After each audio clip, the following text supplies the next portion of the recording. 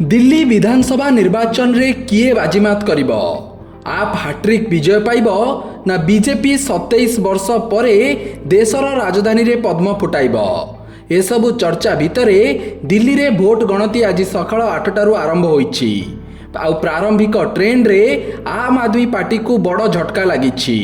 BJP प्रारंभिक trend रे magic number cross करिछि।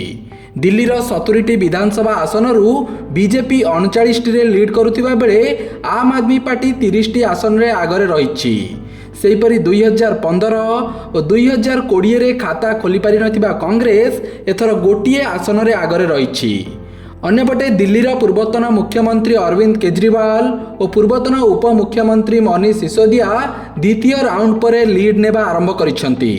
Vote गणति आरंभरू Kejriwal और सिसोदिया पछरे पड़िथिले, किंतु एबे नुआ दिल्ली आसन रे केजरीवाल और जंगपुरा आसन रे सिसोदिया आगरे रहिसेंती। केजरीवाल को विपक्ष रे प्रार्थी थिबा बीजेपी रो प्रवेश वर्मा पछरे पड़िसेंती। दिन 10टा सुधा केजरीवाल 4679 खंड भोट पाइथिबा बेले प्रवेश वर्मा 4425 खंड भोट पाइछंती। कांग्रेस एही आसनरू मात्र 742 खंड भोट पाई पारिछि।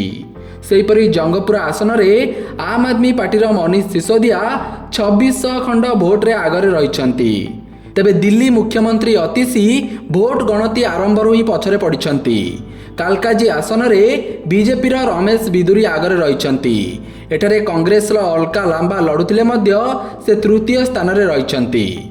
तेबे भोट गणति आगको बढ़िबा सहित केउ दल केते लीड नउछि आ दिल्ली रे किए सरकार गडुछि एबे तारी उपरे नजर।